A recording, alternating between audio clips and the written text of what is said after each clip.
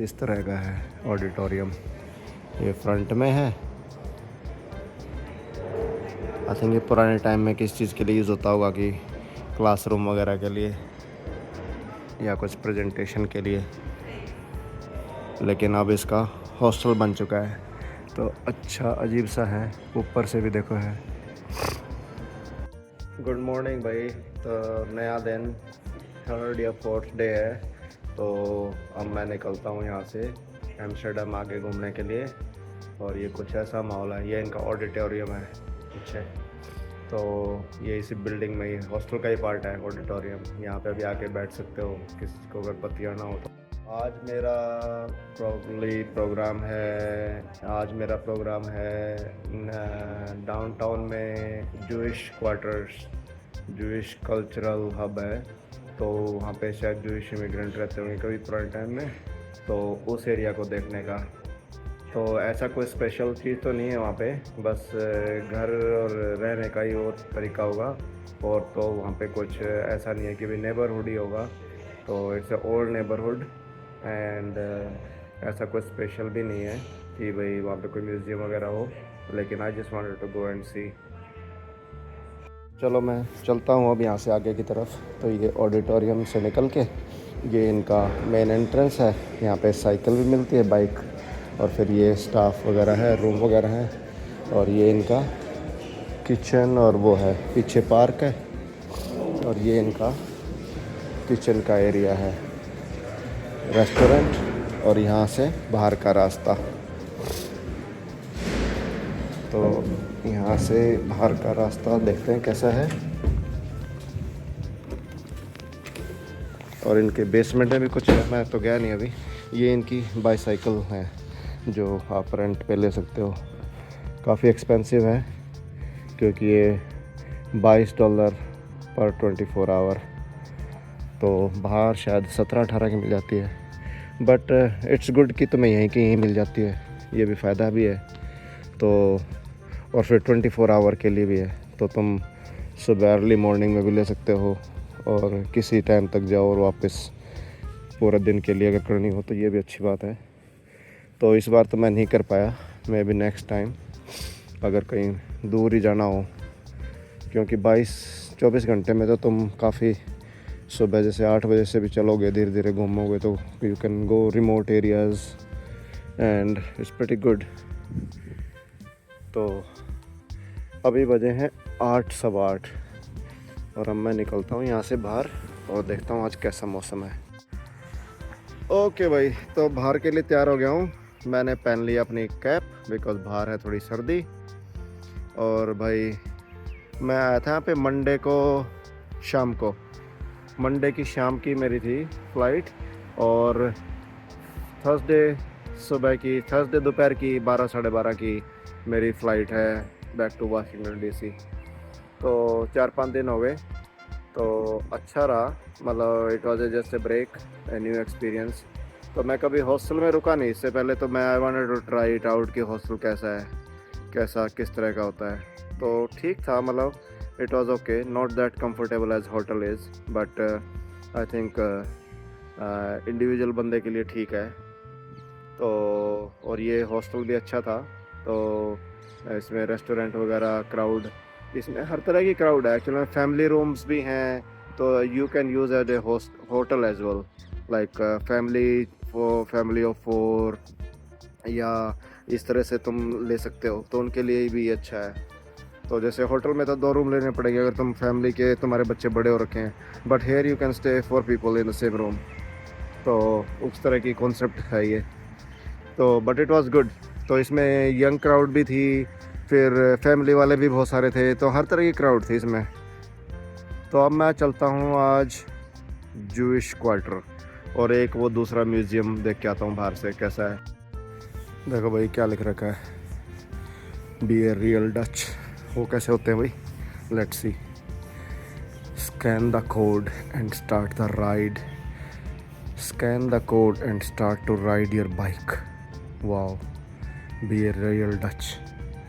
तो real Dutch का मतलब है कि भाई बाइक करो, और मतलब सेल करो, क्योंकि देखो बिज़नेस का मोटो है ना, इन्होंने तो अपनी बाइक सेल करने से, वैसे डील अच्छी है, ज़्यादा ख़राब नहीं है, $22 में पर डे अच्छी डील है।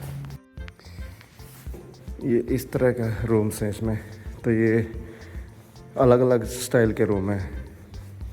डॉर्मेट्री जो मेरे वाला है वो बंक बेड है, ज़्यादातर ही बंक बेड वाले हैं, फिर ऊपर रूम है, होटल रूम भी हैं, तो काफ़ी बड़ा हॉस्टल है। तो इसमें इधर ये रूम्स हैं अलग अलग, और फिर आगे यहाँ से इसके 4-5 फ्लोर हैं, नीचे भी एक बेसमेंट में है और 3 या 4 फ्लोर ऊपर भी हैं, और एक ये फ्लोर है, इसमें विंग्स बनी हुई हैं, तो उसके इन्होंने हॉस्टल बना दिया है, हॉस्टल या होटल कह लो। It's a mix of hostel and hotel. और रेस्टोरेंट है यहाँ पे काफ़ी बड़ा, ये फ्रंट रूम है 24 आवर, ऑडिटोरियम है, लिफ्ट है, और ये कुछ ऐसा।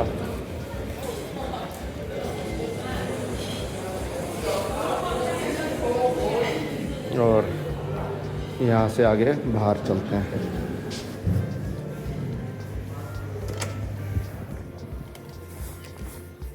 ये आगे बाहर, ये इनकी बाइक्स हैं, and be a real Dutch and use their business, scan the code and start to ride your bike. तो अगली बारी कभी आएंगे तो ये बाइक का टूर भी करना बनता है, क्योंकि बाइक से ना तुम यहाँ से 24 आवर के लिए रेंट कर सकते हो। तो एक तो मैं अर्ली मॉर्निंग करी तुमने सुबह सुबह, और जैसे जिस टाइम भी अंधेरा ख़त्म हो जाए, और फिर आगे मेरे ख्याल से जून में आना पड़ेगा, जून में लॉन्गेस्ट डे जो होते हैं ना, तो राइड कर सकते हो रिमोट एरिया के लिए। तो सुबह 8 बजे का मौसम है, और कितने अच्छे फ्लावर्स अच्छा अभी आ रखे हैं भाई, और ये एलर्जी भी स्टार्ट हो जाएगी मेरी। तो मौसम कुछ ऐसा है भाई, इस तरह का है। देखो साइकिल वाले जा रहे हैं, छोटी छोटी कारें निकल रही हैं,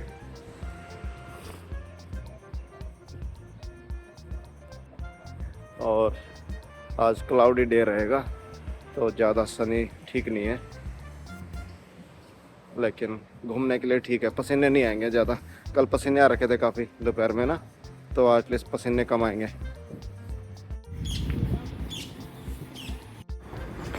ये देखो भाई, वो 3 साइकिल में अपनी 3 बच्चों को स्कूल या किंडरगार्टन छोड़ने जा रहा है, डे केयर में छोड़ने जा रहा होगा ये सुबह सुबह ना, ये साइकिल पे अपने जैसे बच्चों को।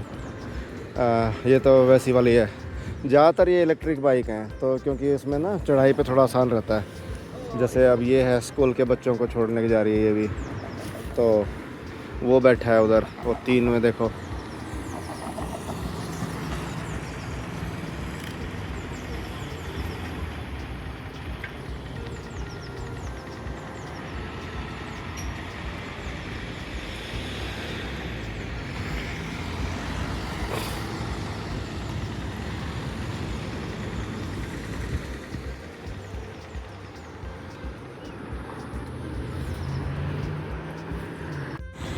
तो साइकिल का यूज़ भाई एक नेक्स्ट लेवल पे है इस कंट्री में। ये सारी ज़्यादातर ई बाइक हैं, तो उसमें पेडल असिस्ट होता है, मतलब कि भाई आपको उतने ज़ोर से पेडल लगाने की ज़रूरत नहीं पड़ती, और ये फिर तेज़ चलती है। तो थोड़े बहुत पेडल लगा लो और थोड़ा बहुत बैटरी, तो इसलिए ये तेज़ जाती हैं फिर। तो बहुत कम बाइक होंगी जो कि पुराने स्टाइल की ऐसी जैसे ये हैं, ज़्यादातर ये जैसे है ई बाइक ही है, आई थिंक इसमें बैटरी है, नहीं तो बिना बैटरी के फिर इनका हर रोज़ का काम, खासकर 2-3 बच्चों को बिठा के तो चलना मुश्किल है। तो इसे combination of bike and moped, और फिर बाइक के लिए अलग लेन बना रखी है हर जगह, तो इट्स वेरी यूज़फुल। कार रखना is not possible, parking and all that, तो कार तो यहाँ पे डिस्करेज ही है। इसके नाम पे बियर भी है भाई, एमेस्टल बियर, एमेस्टल होटल।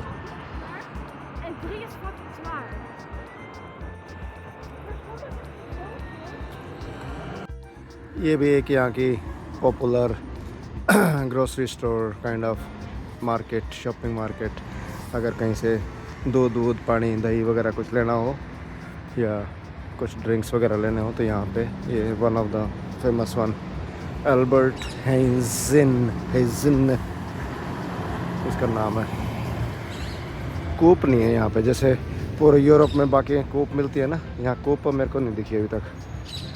लिडल दिखी है, लिडल। ये हाउस बोट्स भी हैं भाई, यहाँ पे लोग रहते हैं।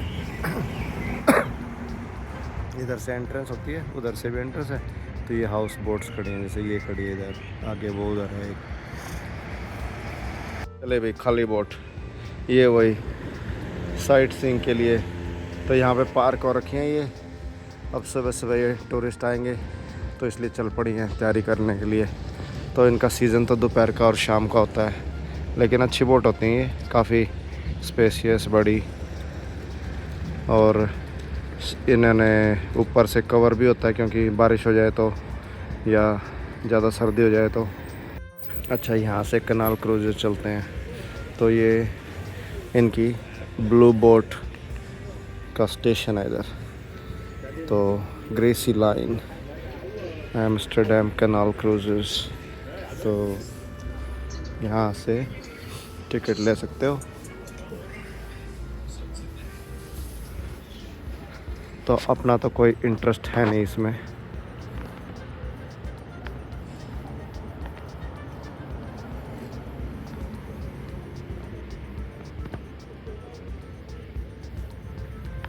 An Incan experience. Please wait here for Rock the City. ये है भाई रेक्स म्यूजियम।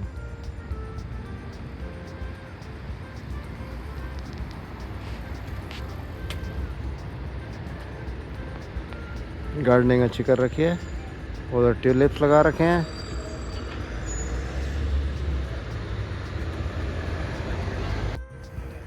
रेक्स म्यूजियम, इसमें तो अंदर से रास्ता बना रखा है। यहाँ से मोटरसाइकिल वगैरह, साइकिल्स वगैरह जा रही हैं।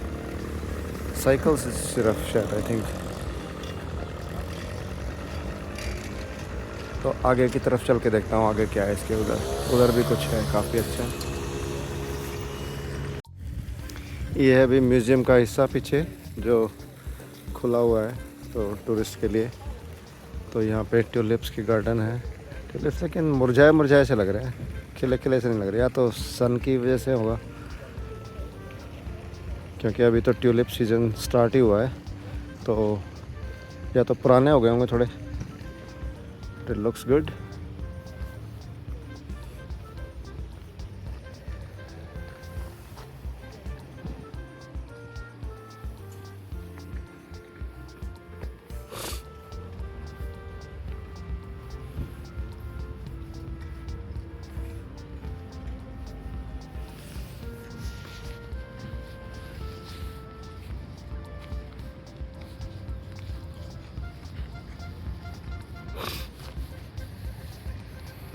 यहाँ से ऐसा दिख रहा है।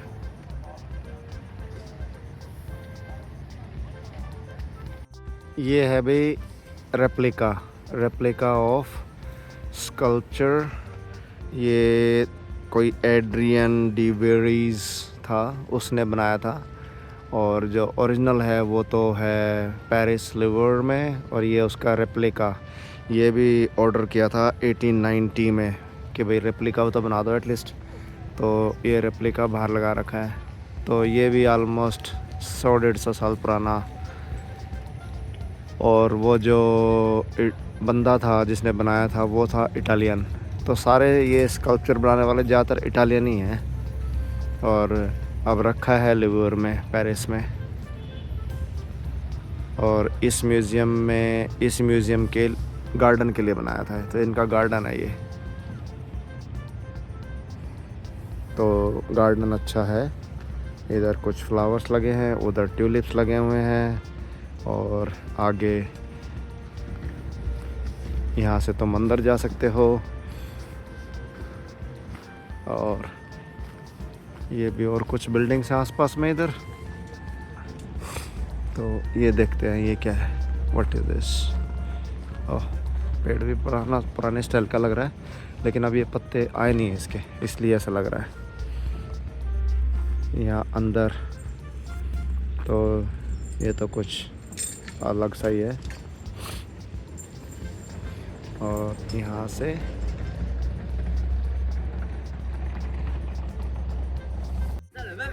मुझे लगता है यहाँ पे ज़्यादातर टूरिस्ट अमेरिकन ही आते हैं। ये देखो इधर ये अमेरिकन हॉट डॉग एडवर्टाइज कर रखे हैं, और ऊपर उधर अमेरिकन फोटोग्राफी। तो इस बात से लग रहा है कि यहाँ पे मेजॉरिटी ऑफ जो टूरिस्ट हैं वो अमेरिकन ही हैं।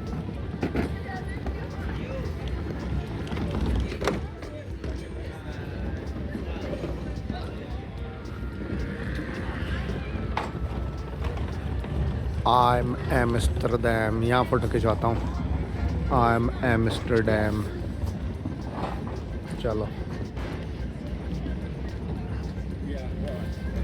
और भी म्यूज़ियम बने हुए हैं इधर आसपास में ना। इसके जैसे पीछे ये लिखा है मोको म्यूज़ियम, पता नहीं क्या मोको म्यूज़ियम। ओ वैन गॉग म्यूज़ियम उधर है। ये वैन गॉग म्यूज़ियम तो फेमस है, आई थिंक ये वैन गॉग आर्टिस्ट का म्यूज़ियम है। तो ये फिलाडेल्फिया आर्ट्स म्यूज़ियम में भी लगा हुआ था इसकी gallery, van Gogh.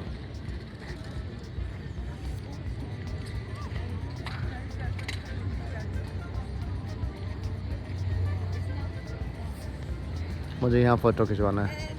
I am Amsterdam. एक चीज़ नोट करी मैंने, यहाँ पे ना ज़्यादातर मिट्टी जो है रेतीली सी है, मतलब जैसे डिफरेंट कलर ऑफ सैंड। जैसे ये तो पीली सी है, फिर वहाँ पे ग्रे कलर की भी, लेकिन सैंड है ज़्यादातर। तो पता नहीं ये आर्टिफिशियल है या यहाँ की मिट्टी ही ऐसी है, या फिर ये क्योंकि सी से क्लेम कर रखी ज़मीन है तो हो सकता है उसकी वजह से भी हो, क्योंकि सी में सैंड ही होती है। तो ये कुछ फेमस एरिया लग रहा है, क्योंकि एक तो ये म्यूज़ियम्स हैं, थोड़ी खाली जगह है, पार्क बहुत बड़ा है, तो सेंटर लग रहा है। मोको म्यूज़ियम। और ये है भाई मेन फेमस रैक्स म्यूज़ियम, ये इनका फेमस। तो बंदे ने बताया था कि this is the best of Amsterdam, और this is the best of Holland.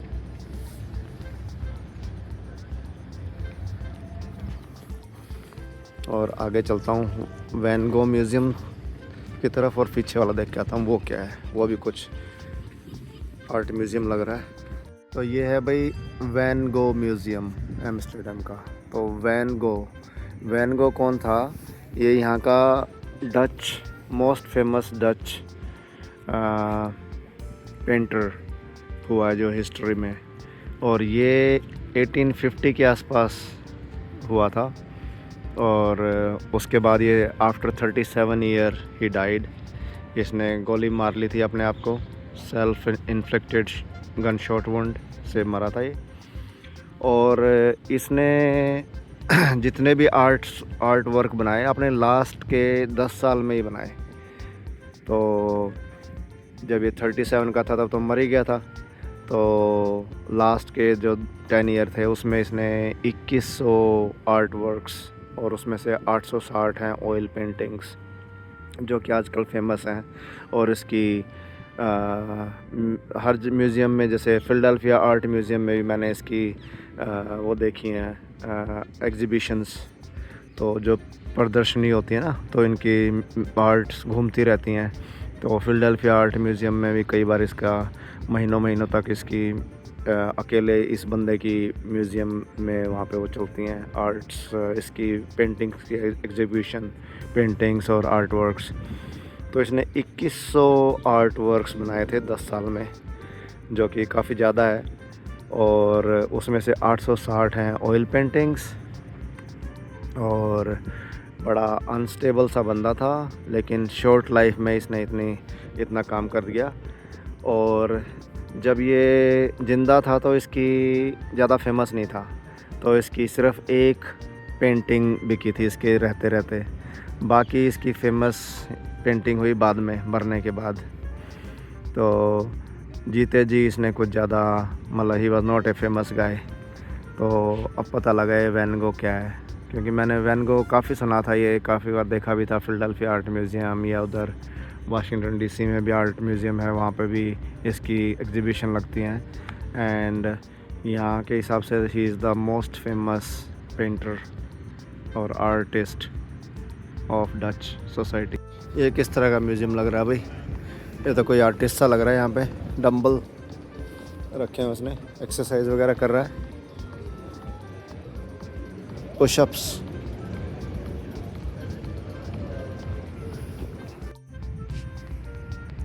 Cherry blossom का टाइम आ गया इधर, और ये इधर ट्यूलिप्स लगे हुए हैं डिफरेंट डिफरेंट कलर के। ये है येलो, और अभी ये वाले आए नहीं हैं, तो चलो डिफरेंट कलर के ट्यूलिप्स दिखाता हूँ। इसमें भी कलर नहीं आया है, थोड़े पीछे हैं ये थोड़े आगे हैं, निकल गए, इनका कलर थोड़ा ख़राब हो चुका है। ये फ्रेश लग रहे हैं, वाइट वाले ये फ्रेश लग रहे हैं।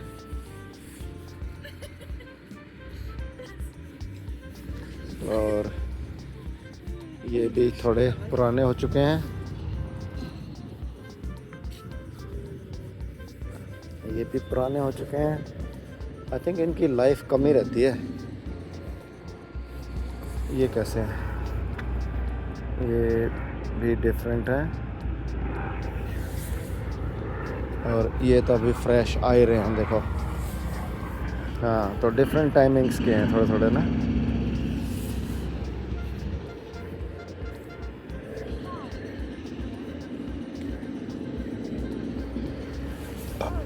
तो ट्यूलिप्स आगे तक लगे हुए हैं। अल्बर्ट हाइंस सुपरमार्केट।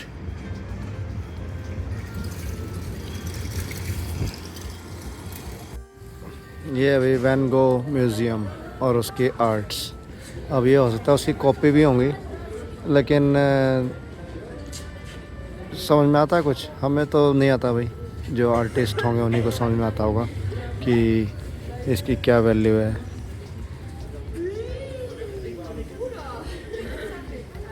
अब ये वाली आर्ट है, ये तो कोई भी बना सकता है, लेकिन बंदर क्या जाने अदरक का स्वाद, वही वाली बात है कि मुझे क्या मालूम भाई। अब ये वाली तो मैं भी बना सकता हूँ शायद, ये वाली, लेकिन भाई कुछ तो फेमस होंगी। या ये बच्चों ने बना रखी हैं?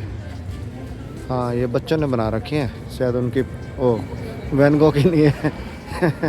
मैं सोच रहा वैन गो ने ऐसे बना रखे, तो भाई मैं तो म्यूज़ियम में नहीं जा रहा, तो अच्छा ही है।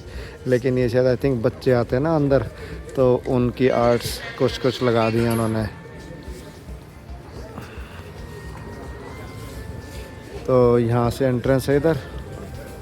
उनकी लाइन देखो भाई कितनी बड़ी हो गई है। जब मैं आया था छोटी सी लाइन थी एक तरफ बस, और अब ये घूम के दूसरी तरफ जा चुकी है। कितनी बड़ी लाइन हो गई है।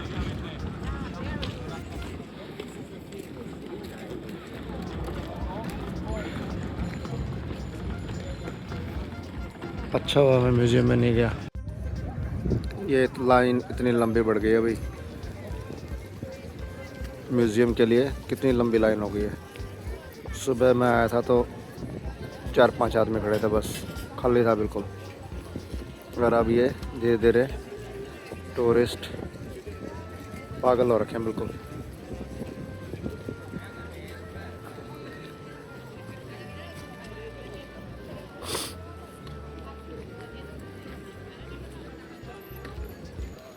कुत्ते के यहाँ पे खोल के चलते हैं ज़्यादातर। देखो ये पास पास में ना तंग नहीं करते ये फिर।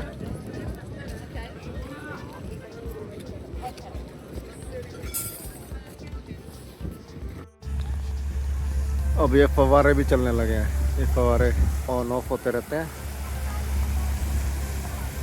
और देखो ये लाइन कितनी बड़ी हो गई, यहाँ तक आ चुकी है।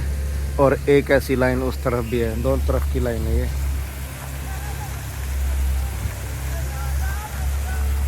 फव्वारे चल रहे हैं, और ये रेप्लिका है, इटालियन स्कल्पचर ने बनाई थी, जो कि ओरिजिनल जो है वो लुवर्न में है, पेरिस में। लुवर्न या लू म्यूज़ियम जो है उसमें है, और ये उसका रेप्लिका यहाँ पे बनाया है। तो ये रेप्लिका भी ऑर्डर किया था 1890 में, तो 100-150 साल तो इसको भी हो गए। और ये फव्वारे चल रहे हैं बच्चों को। और ये है भाई सनडायल, एनो क्या है 1731। तो 1731 में ये बना हुआ कभी सनडायल। तो ये टाइम बताने के लिए, जैसे अपना जंतर मंतर होता था वैसा ही, उसी स्टाइल का।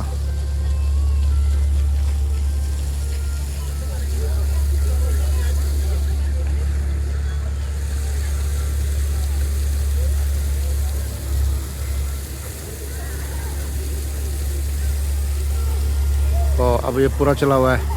अब ये लड़का घुस गया, निकलेगा कैसे बाहर? और ये निकल गया। अंदर जा सकते हो, और फिर ये चल पड़ता है, और फिर ये निकल नहीं सकता बाहर। ये अब चारों तरफ से भर गया है, ये नहीं निकल सकता। तो अब इसको वहीं खड़ा रहना पड़ेगा, और फिर ये जब बंद हो जाएगा तब ये बाहर निकल सकता है।